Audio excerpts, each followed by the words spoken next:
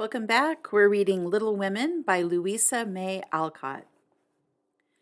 "Girls, where are you going?" asked Amy, coming into their room one Saturday afternoon and finding them getting ready to go out with the air of secrecy which excited her curiosity. "Never mind. Little girls shouldn't ask questions," returned Jo sharply. "Now, if there is anything mortifying to our feelings when we are young, it's to be told that. And to be bidden to run away, dear, is still more trying to us." Amy bridled up at this insult and determined to find out the secret, if she teased for an hour. Turning to Meg, who never refused her anything very long, she said coaxingly, "Do tell me. I should think you might let me go too, for Beth is fussing over her piano, and I haven't got anything to do, and I'm so lonely." "I can't, dear, because you aren't invited," began Meg. But Jo broke in impatiently. "Now, Meg, be quiet, or you'll spoil it all. You can't go, Amy, so don't be a baby and whine about it. You're going somewhere with Laurie. I know you are. You were whispering and laughing together on the sofa last night, and you stopped when I came in. Aren't you going with him?" "Yes, we are. Now do be still and stop bothering." Amy held her tongue but used her eyes and saw Meg slip a fan into her pocket. I know. You're going to the theater to see the Seven Castles," she cried, adding resolutely, "and I shall go, for Mother said I might see it, and I've got my rag money. And it was mean to tell me in time." "Just listen to me a minute and be a good child," said Meg soothingly. "Mother doesn't wish you to go this week because your eyes are not well enough yet to bear the light of this fairy piece. Next week you can go with Beth and Hannah and have a nice time." "I don't like that half as well as going with you and Laurie. Please let me. I've been sick with this cold so long and shut up. I'm dying for some fun." "Do, Meg. I'll be ever so good," pleaded Amy, looking as pathetic as she could. "Suppose we take her. I don't believe Mother would mind if we bundle her up well," began Meg. "If she goes, I shan't, and if I don't, Laurie won't like it, and it will be very rude after he invited only us to go along and drag in Amy. I should think she'd hate to poke herself where she isn't wanted," said Jo crossly, for she disliked the trouble of overseeing a fidgety child when she wanted to enjoy herself. Her tone and manner angered Amy, who began to put her boots on, saying, in her most aggravating way, "I shall go. Meg says I may, and if I pay for myself, Laurie hasn't anything to do with it." "You can't sit with us, for our seats are reserved, and you mustn't sit alone. So Laurie will give you his place, and that will spoil our pleasure. Or he'll get another seat for you, and that isn't proper when you weren't asked. You shan't stir a step, so you may just stay where you are," scolded Jo, crosser than ever, having just pricked her finger in her hurry. Sitting on the floor with one boot on, Amy began to cry, and Meg to reason with her, when Laurie called from below, and the two girls hurried down, leaving their sister wailing, for now and then she forgot her grown-up ways and acted like a spoiled child. Just as the party was setting out, Amy called over the banisters in a threatening tone, "You'll be sorry for this, Jo March. See if you ain't." "Fiddlesticks," returned Jo, slamming the door. They had a charming time, for the Seven Castles of the Diamond Lake was as brilliant and wonderful as heart could wish. But in spite of the comical red imps, sparkling elves, and gorgeous princes and princesses, Jo's pleasure had a drop of bitterness in it. The fairy queen's yellow curls reminded her of Amy, and between the acts she amused herself with wondering what her sister would do to make her sorry for it. She and Amy had had many lively skirmishes in the course of their lives, for both had quick tempers and were apt to be violent when fairly roused. Amy teased Jo, and Jo irritated Amy, and semi-occasional explosions occurred, of which both were much ashamed afterward. Although the oldest, Jo, had the least self-control and had hard times trying to curb the fiery spirit which was continually getting her into trouble. Her anger never lasted long, and having humbly confessed her fault, she sincerely repented and tried to do better. Her sisters used to say that they rather liked to get Jo into a fury because she was such an angel afterward. Poor Jo tried desperately to be good, but her bosom enemy was always ready to flame up and defeat her, and it took years of patient effort to subdue it. When they got home, they found Amy reading in the parlor. She assumed an injured air as they came in, never lifted her eyes from her book or asked a single question. Perhaps curiosity might have conquered resentment if Beth had not been there to inquire and receive a glowing description of the play. On going up to put away her best hat, Jo's first look was toward the bureau, for in their last quarrel, Amy had soothed her feelings by turning Jo's top drawer upside down on the floor. Everything was in its place, however, and after a hasty glance into her various closets, bags, and boxes, Jo decided that Amy had forgiven and forgotten her wrongs. There, Jo was mistaken, for next day she made a discovery which produced a tempest. Meg, Beth, and Amy were sitting together late in the afternoon when Jo burst into the room, looking excited and demanding breathlessly, "Has anyone taken my book?" Meg and Beth said no at once and looked surprised. Amy poked the fire and said nothing. Jo saw her color rise and was down upon her in a minute. "Amy, you've got it." "No, I haven't." "You know where it is, then." "No, I don't." "That's a fib," cried Jo, taking her by her shoulder and looking fierce enough to frighten a much braver child than Amy. "It isn't. I haven't got it, don't know where it is now, and don't care." "You know something about it, and you'd better tell at once, or I'll make you," and Jo gave her a slight shake. "Scold as much as you like. You'll never see your silly old book again," cried Amy, getting excited in her turn. "Why not?" "I burned it up." "What? My little book I was so fond of and worked over and meant to finish before Father got home? Have you really burned it?" said Jo, turning very pale, while her eyes kindled and her hands clutched Amy nervously. "Yes, I did. I told you I'd make you pay for being so cross yesterday, and I have, so—" Amy got no further, for Jo's hot temper mastered her, and she shook Amy till her teeth chattered in her head, crying in a passion of grief and anger, "You wicked, wicked girl! I never can write it again, and I'll never forgive you as long as I live." Meg flew to rescue Amy and Beth to pacify Jo, but Jo was quite beside herself, and with a parting box on her sister's ear, she rushed out of the room up to the old sofa in the garret and finished her fight alone. The storm cleared up below, for Mrs. March came home, and having heard the story, soon brought Amy to a sense of the wrong she had done her sister. Jo's book was the pride of her heart and was regarded by her family as a literary sprout of great promise. It was only half a dozen little fairy tales, but Jo had worked over them patiently, putting her whole heart into her work, hoping to make something good enough to print. She had just copied them with great care and had destroyed the old manuscript so that Amy's bonfire had consumed the loving work of several years. It seemed a small loss to others, but to Jo it was a dreadful calamity, and she felt that it never could be made up to her. Beth mourned as for a departed kitten, and Meg refused to defend her pet. Mrs. March looked grave and grieved, and Amy felt that no one would love her till she had asked pardon for the act, which she now regretted more than any of them.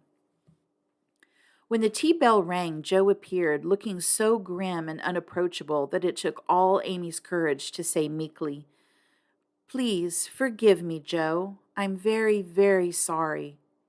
"I shall never forgive you," was Jo's stern answer, and from that moment she ignored Amy entirely.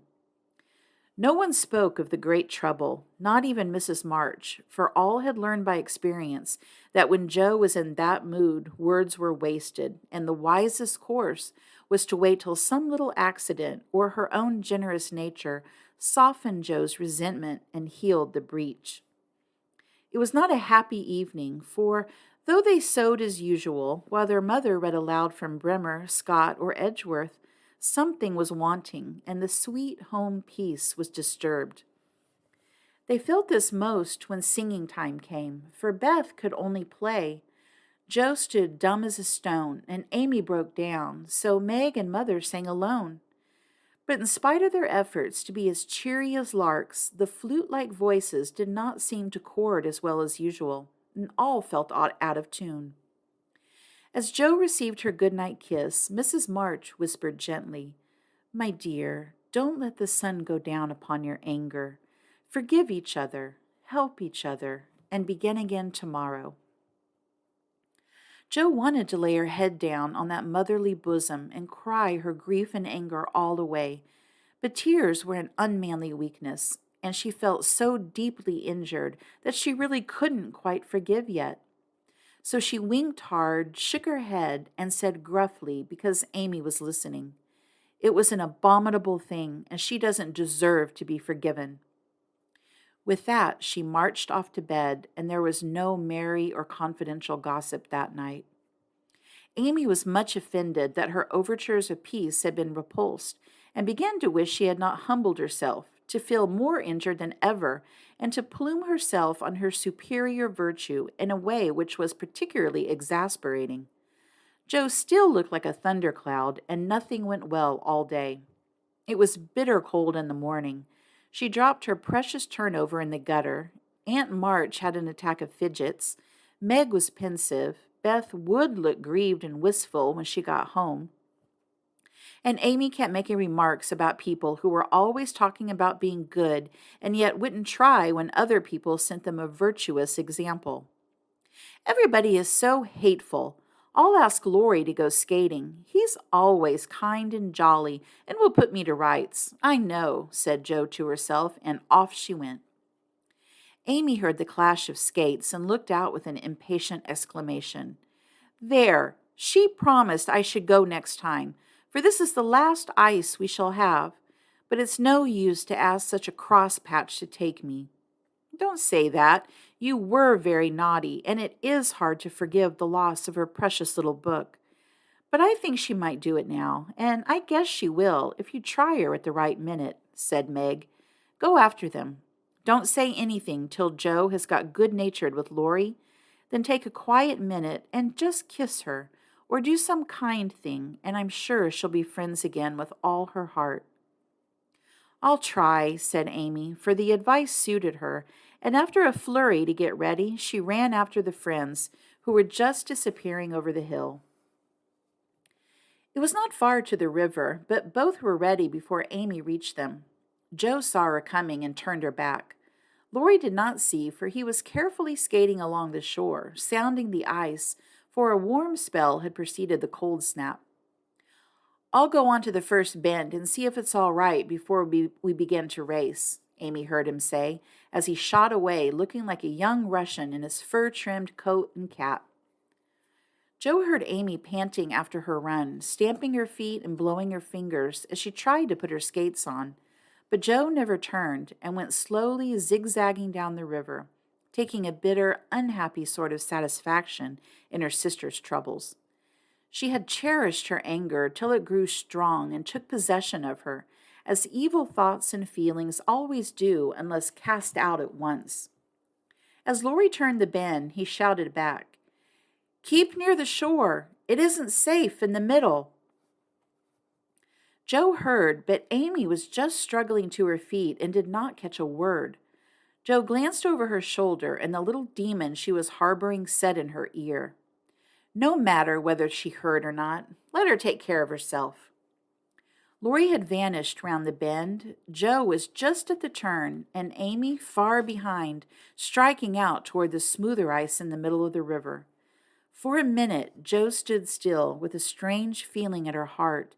Then she resolved to go on, but something held and turned her around, just in time to see Amy throw up her hands and go down, with the sudden crash of rotten ice, the splash of water, and a cry that made Jo's heart stand still with fear. She tried to call Laurie, but her voice was gone. She tried to rush forward, but her feet seemed to have no strength in them, and for a second she could only stand motionless, staring with a terror-stricken face at the little blue hood above the black water. Something rushed swiftly by her, and Laurie's voice cried out, "Bring a rail! Quick! Quick!" How she did it, she never knew, but for the next few minutes she worked as if possessed, blindly obeying Laurie, who was quite self-possessed, and lying flat held Amy up above his arm and hockeyed till Joe dragged a rail from the fence, and together they got the child out, more frightened than hurt. Now then, we must walk her home as fast as we can. Pile our things on her while I get off these confounded skates, cried Laurie, wrapping his coat round Amy and tugging away at the straps, which never seemed so intricate before. Shivering, dripping, and crying, they got Amy home, and after an exciting time of it, she fell asleep, rolled in blankets before a hot fire. During the bustle, Joe had scarcely spoken, but flown about, looking pale and wild, with her things half off, her dress torn, and her hands cut and bruised by ice and rails and refractory buckles. When Amy was comfortably asleep, the house quiet, and Mrs. March sitting by the bed, she called Joe to her and began to bind up the hurt hands. "Are you sure she's safe?" whispered Joe, looking remorsefully at the golden head, which might have been swept away from her sight forever under the treacherous ice. "Quite safe, dear. She's not hurt, and won't even take cold, I think. You were so sensible in covering and getting her home quickly," replied her mother cheerfully. "Laurie did it all. I only let her go. Mother, if she should die, it would be my fault." And Joe dropped down beside the bed in a passion of penitent tears, telling all that had happened, bitterly condemning her hardness of heart and sobbing out her gratitude for being spared the heavy punishment which might have come upon her. "It's my dreadful temper. I try to cure it. I think I have, and then it breaks out worse than ever. Oh, Mother, what shall I do? What shall I do?" cried poor Joe in despair.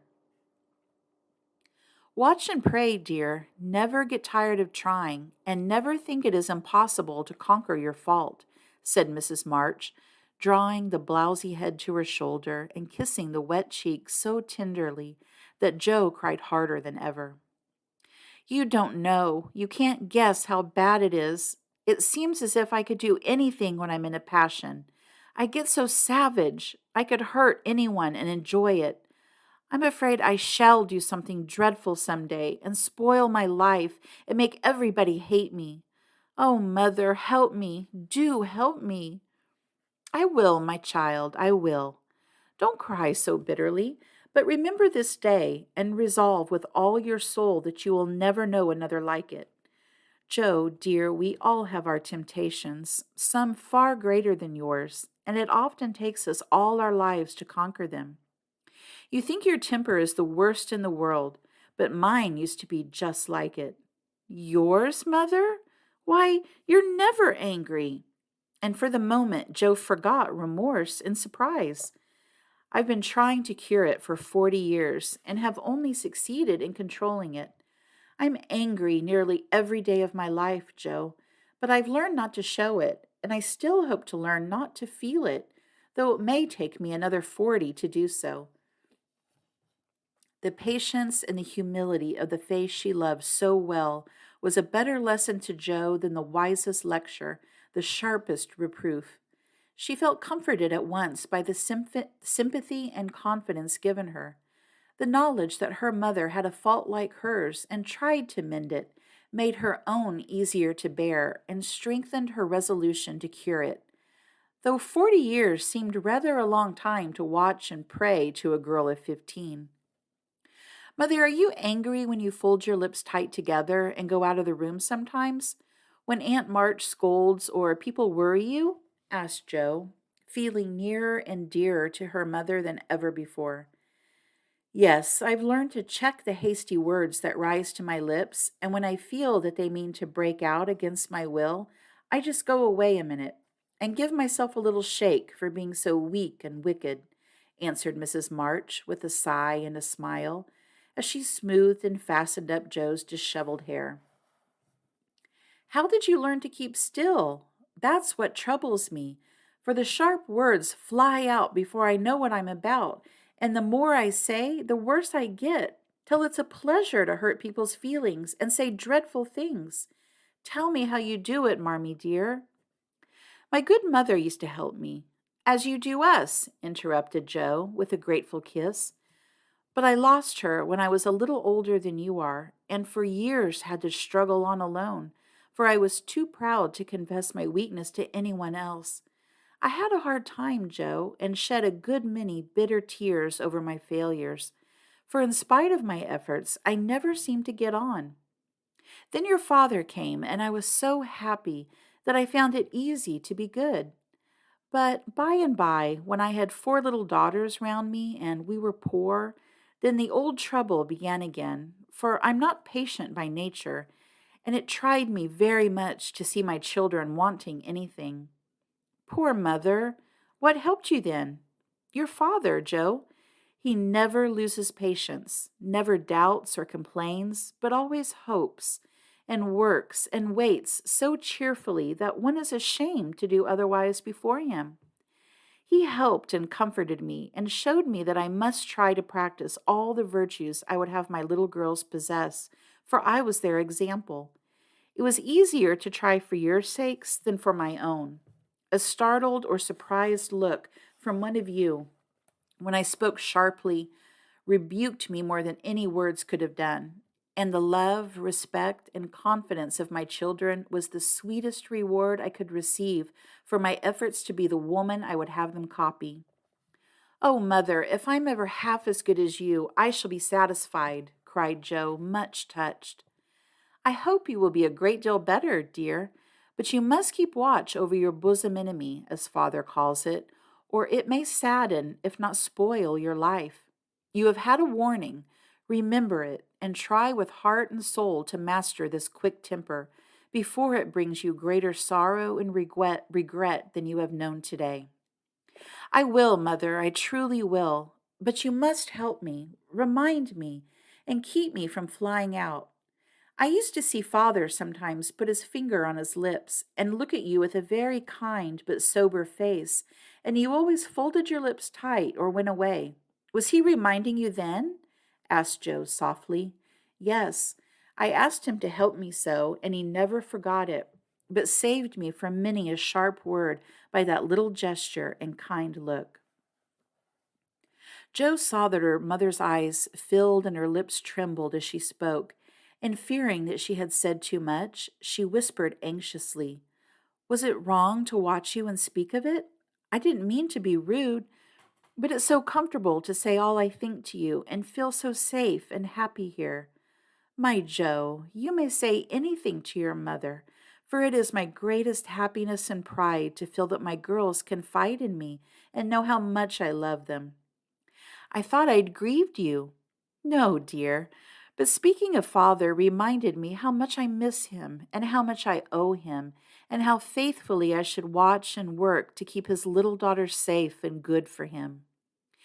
Yet you told him to go, mother, and didn't cry when he went, and never complain now, or seem as if you need any help, said Joe, wondering. I gave my best to the country I love, and kept my tears till he was gone. Why should I complain when we both have merely done our duty, and will surely be the happier for it in the end? If I don't seem to need help, it's because I have a better friend, even than father, to comfort and sustain me.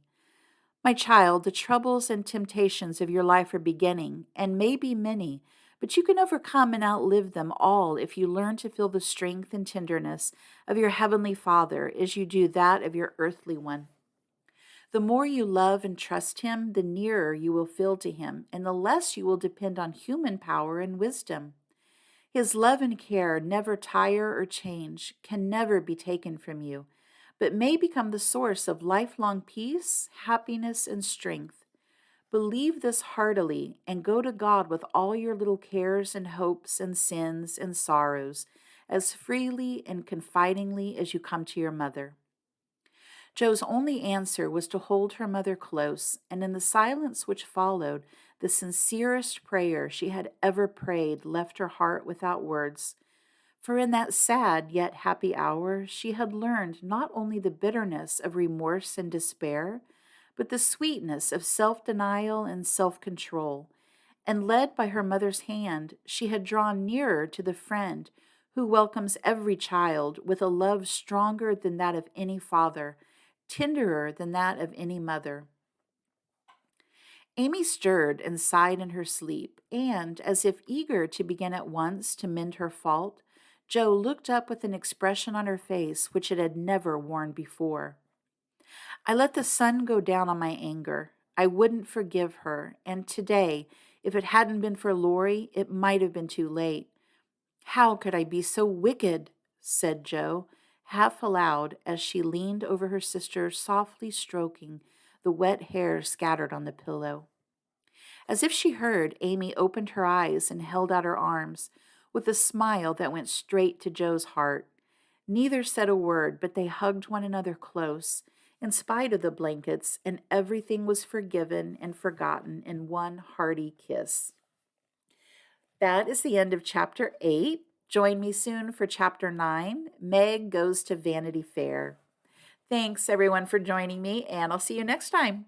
Bye.